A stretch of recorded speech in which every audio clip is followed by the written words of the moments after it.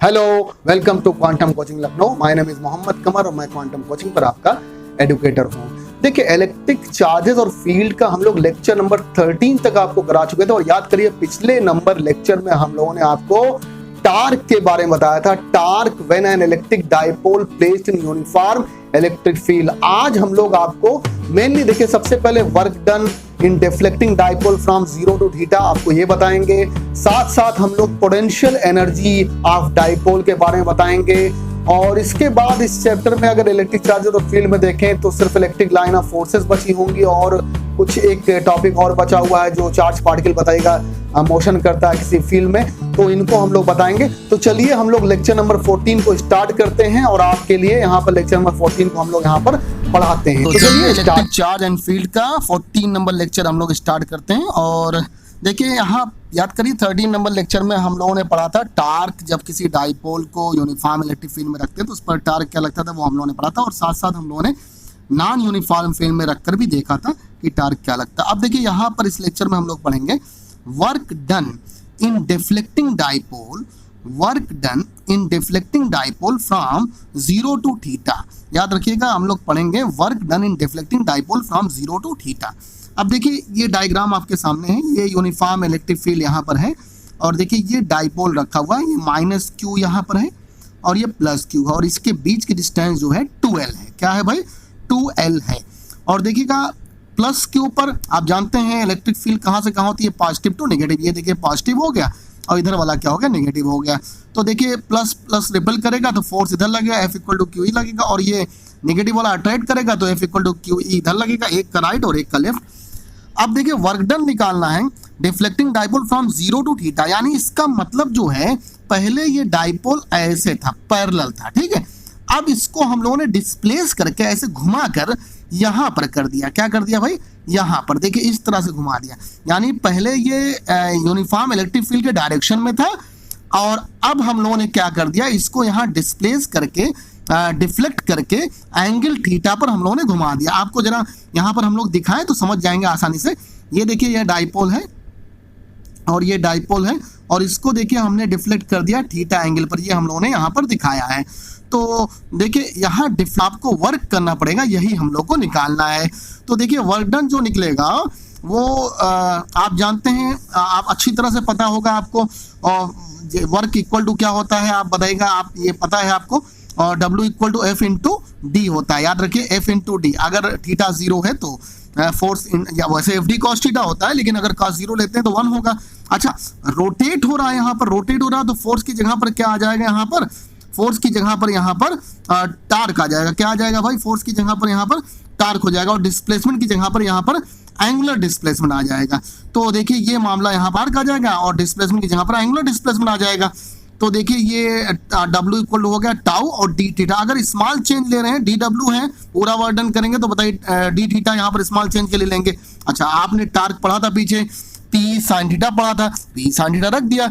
अब इसको आप इंटीग्रेट करिए। साइन का जो इंटीग्रेशन होता है आपको पता है माइनस कॉस होता है, तो माइनस कॉस थीटा हो गया। लिमिट कहां से कहां है? थीटा से 0 से थीटा तक। इसका मतलब पहले ये पैरेलल था और उसके बाद थीटा एंगल पर चला गया। 0 से थीटा है, माइनस साइन को बाहर ले लीजिए।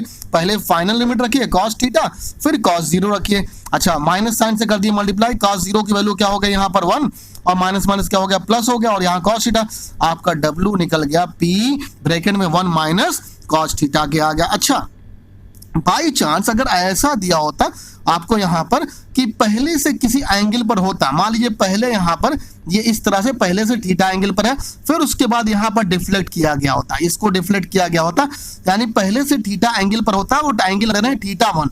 और यानी पता है कि पहले इलेक्ट्रिक फील्ड के पैरेलल नहीं है, पैरेलल नहीं था और थीटा एंगल था। इसका मतलब इनिशियल एंगल थीटा आई था और फाइनल क्या था? थीटा F था। तो आपका फार्मूला ये होगा W equal to P bracket में cos theta initial minus cos theta final. यहाँ पर हम लोग cos थीटा इनिशियल को 0 ले रहे हैं, पैरेलल ले रहे हैं पहले, तो इसका मतलब cos 0 क्या हो गया? यहाँ पर 1 हो गया। इस तरह से वर्क डन निकल गया in deflecting dipole from 0 to theta. ये वर्क डन का फार्मूला बहुत इंपॉर्टेंट है। चलिए आगे हम लोग बढ़ते हैं नेक्स्ट पेज पर और जो इस चैप्टर का मेन टॉपिक पढ़ते हैं, पोटेंशियल एनर्जी ऑफ डाइपोल। बहुत इंपॉर्टेंट है, पोटेंशियल एनर्जी ऑफ डाइपोल पढ़ते हैं। सबसे पहले सुन लीजिए होता क्या है।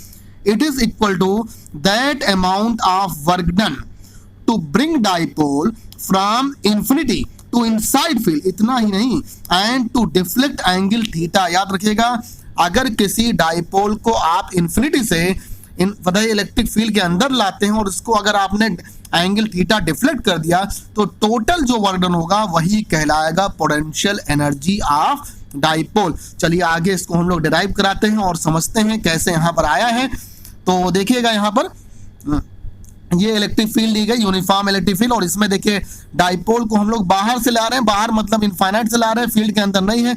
आप डाइपोल जरा बताइए माइनस क्यू से ला रहे हैं, वैसे भी आप जानते हैं इलेक्ट्रिक डाइपोल मोमेंट बताइएगा इधर होता है तो पहले ले लेते हैं, minus to negative to positive होता है।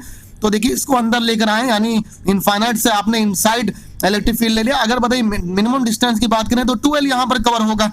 तो देखिए यहाँ पर देखिएगा, आप जानते हैं electric field positive to negative होती है, यानी ये अपने आप अट्रैक्ट होगा इसकी तरफ अंदर आने के लिए, क्योंकि माइनस साइड को लेकर आ रहे हैं। तो work done obtain to bring from infinity to inside field, क्यों यहाँ पर ऑब्टेन हुआ वर्क डन, ये बात समझिएगा, क्योंकि देखिए हम लोग माइनस चार्ज को लेकर आ रहे हैं, माइनस क्यू को लेकर आ रहे हैं, तो ये पॉजिटिव की तरफ तो अट्रैक्ट ही होगा, तो एक तरह से वर्क डन ऑब्टेन होगा। और आप कुछ लोग पूछ सकते हैं सर प्लस वाले से क्यों नहीं लाते, देखिए वो तो फिर एंटी पैरेलल का केस हो जाएगा ना, यहाँ तो पैरेलल के केस में ला रहे हैं।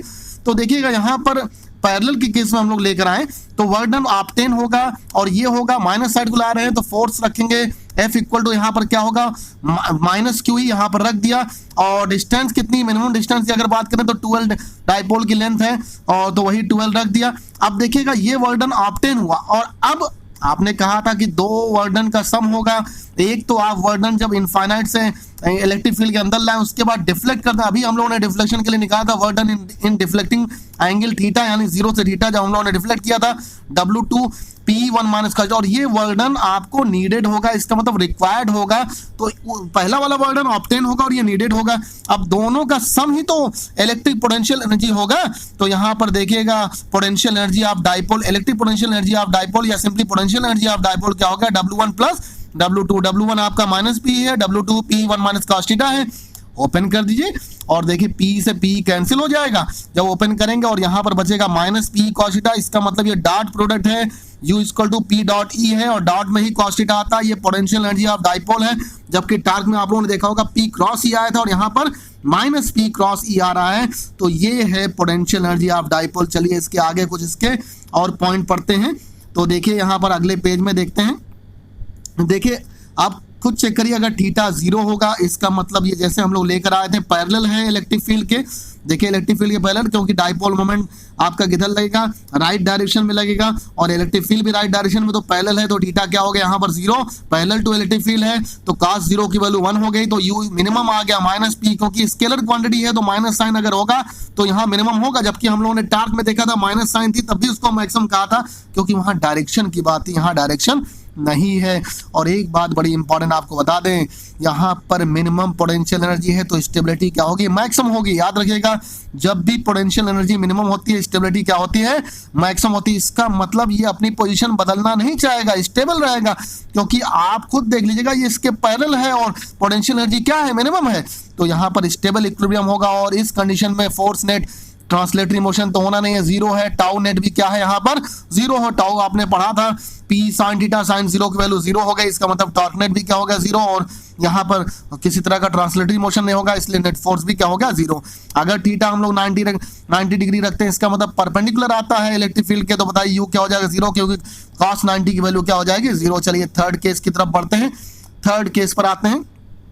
इफ थीटा 180 डिग्री हो जाए antiparallel to electric field, देखिए माइनस इधर चल गया प्लस इधर चल गया, इसका मतलब डाइपोल मोमेंट जो हो गया वो किधर लग गया लेफ्ट डायरेक्शन में, और इलेक्ट्रिक फील्ड राइट डायरेक्शन में, दोनों एंटी पैरेलल है। थीटा 180 होगा, cos 180 की वैल्यू -1 होती है, माइनस क्या हो गया प्लस, ये मैक्सिमम पोटेंशियल एनर्जी। और इस कंडीशन में अनस्टेबल इक्विलिब्रियम होगा, क्यों, क्योंकि ये अपनी फिर से वही पोजीशन एक्वायर करना चाहेगा और ये फिर से पैरेलल आना चाहेगा, यानी इलेक्ट्रिक फील्ड के डायरेक्शन में आना चाहेगा।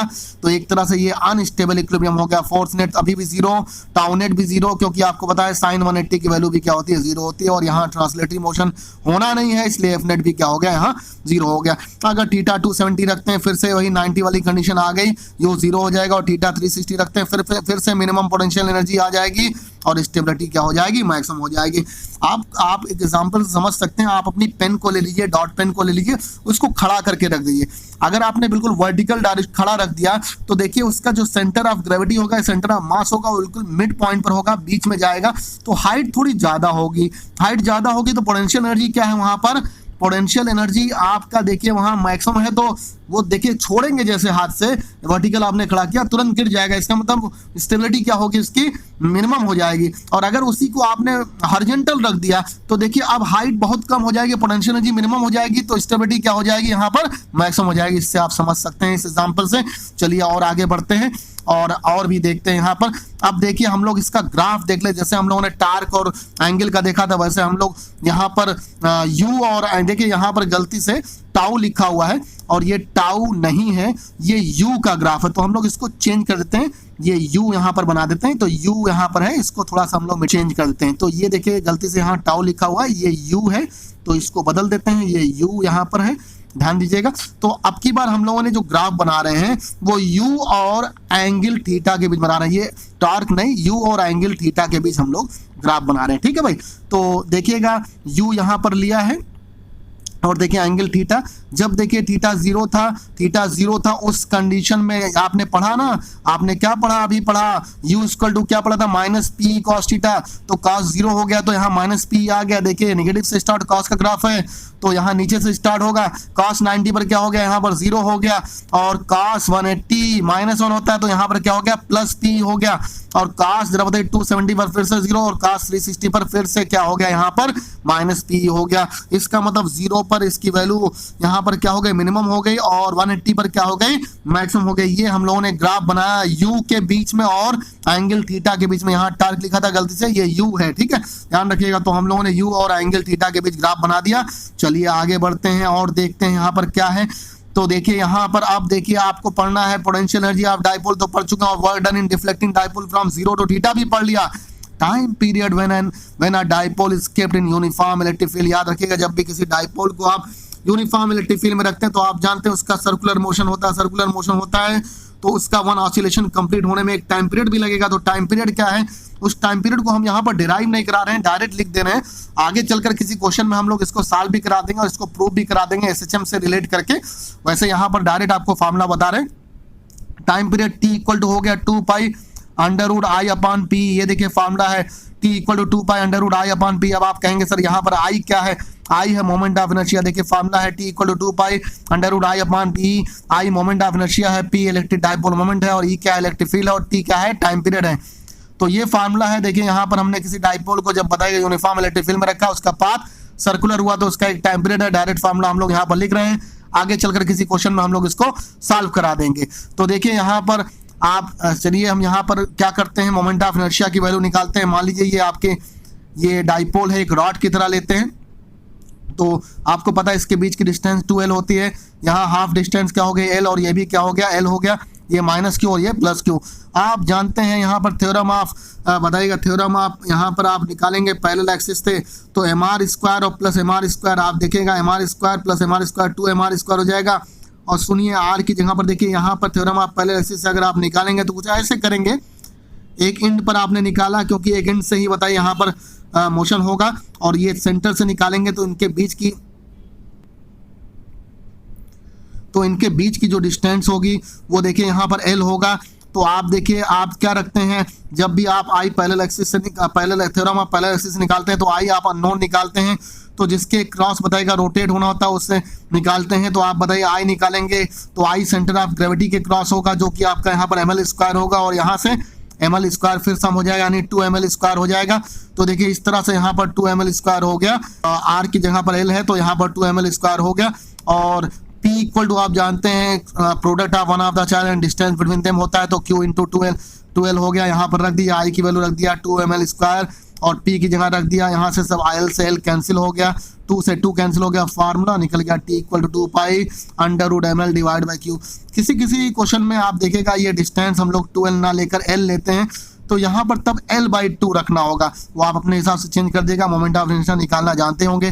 तो देखिए टाइम पीरियड यहाँ पर निकल गया 2 pi under root ml divide by QE, और यहाँ पर हम जान ही रहे हैं आप क्या है, मास की बात कर रहा है और एल बताइएगा यहाँ पर इनके बीच की लेंथ है और क्यू चार्ज है और ये बताइएगा इलेक्ट्रिक फील्ड है। इस तरह से देखिए आज के लेक्चर में हम लोगों ने क्या क्या पढ़ा। आज के लेक्चर में हम लोगों ने सबसे पहले work done in deflecting dipole from 0 to theta पढ़ा, फिर पोटेंशियल एनर्जी ऑफ डाइपोल पढ़ा, फिर हम लोग अगर किसी डाइपोल को यूनिफॉर्म इलेक्ट्रिक फील्ड में रखते हैं तो उसका टाइम पीरियड निकाला। बहुत इंपॉर्टेंट ये लेक्चर नंबर 14 है, इसको जम कर पढ़िएगा। आगे चलकर हम लोग और भी बहुत सारे कॉन्सेप्ट बताएंगे, अभी बहुत सारे क्वेश्चन कराना है, धीरे धीरे करके चैप्टर पूरा कंप्लीट करा देंगे। यहाँ के लिए बस इतना ही, जम कर पढ़िए, खूब मेहनत करिए, किसी तरह की लापरवाही ना करिए। Thank you very much.